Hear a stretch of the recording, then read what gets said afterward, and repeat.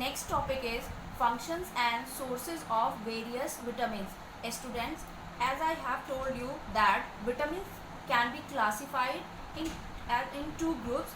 First is water soluble vitamins, vitamin B and vitamin C, and second one is fat soluble vitamins, in which vitamin A, vitamin D, vitamin E and vitamin K are fat soluble vitamins. Let's take the first group. First one is water soluble vitamin, in which I will take vitamin B. Function of this vitamin B help in digestion, proper functioning of heart and nerves. Help in digestion means ये हमें क्या करता है, whatever food we will eat, it help in the digestion of that particular food. And then proper functioning of heart and nerves means what is the function of heart? Heart pumps blood to all body parts, and nerves transport the message from different to the different body parts. Okay, sources of vitamin B are grains like rice, whole wheat, green leafy vegetables, peas, milk, eggs, fish, etc. These are the sources of vitamin B.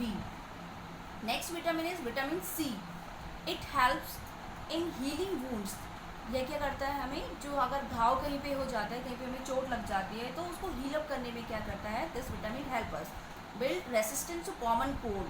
ये क्या करता है, हमारी body में common cold you know that, running nose etcetera, वो क्या करता है, हमें उसके मतलब रेसिस्टेंस हमारी बॉडी में उसके प्रति करता है वो. एंड मेंटेन हेल्दी गम्स, और जो हमारे गम्स होते हैं उनको क्या करता है, हेल्दी रखता है. And sources of this vitamins are gooseberry or amla.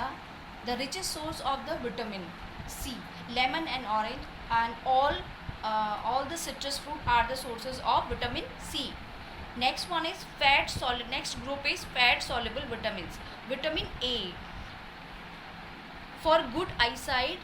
Function क्या है इसके? For good eyesight, provide strength to infection, keep hair and the skin healthy. ये क्या करता है, गुड अच्छी आई साइट के लिए क्या होता है, this vitamin is important. And हमारे इन्फेक्शन में क्या करता है, ये इन्फेक्शन के प्रति हमें क्या करता है, हमारी बॉडी में रेसिस्टेंट ये उत्पन्न करता है. नेक्स्ट हमारे हेयर्स और हेल्दी स्किन के लिए भी this is very important. And the sources of vitamin A are yellow and orange colour fruits, for example papaya, mango, and vegetables carrot हो गया, pumpkin, green leafy vegetables, fish, liver oil, liver, whole milk product, yogurt, cream, butter and ghee. These all are the sources of vitamin A. Next vitamin is vitamin D, and functions of vitamin D are keep the bones and teeth healthy and strong. ये क्या करता है, this vitamin is very helpful in the हमारी bones को और हमारे teeth को healthy और strong रखने में. This is very important.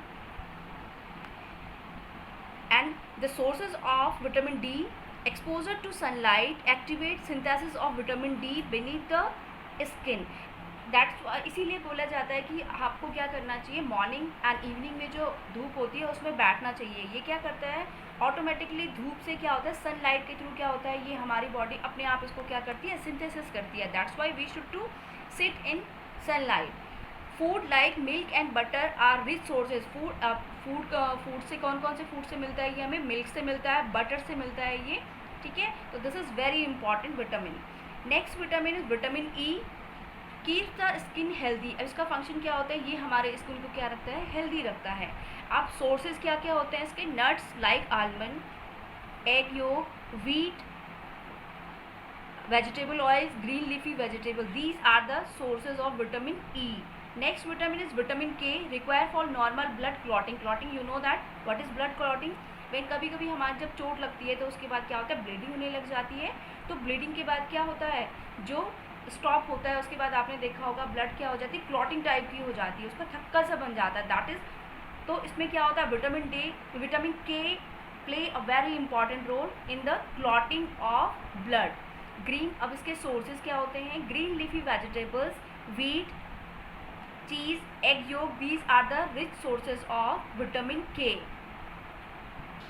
So these vitamins and minerals are very important for our body. Our body require these minerals and vitamins in a small quantity, but still they are very important. deficiency of any vitamin or mineral in our body can lead to deficiency diseases. In next chapter, we will know about nutrients related deficiency diseases and their symptoms. It is all for today. Thank you.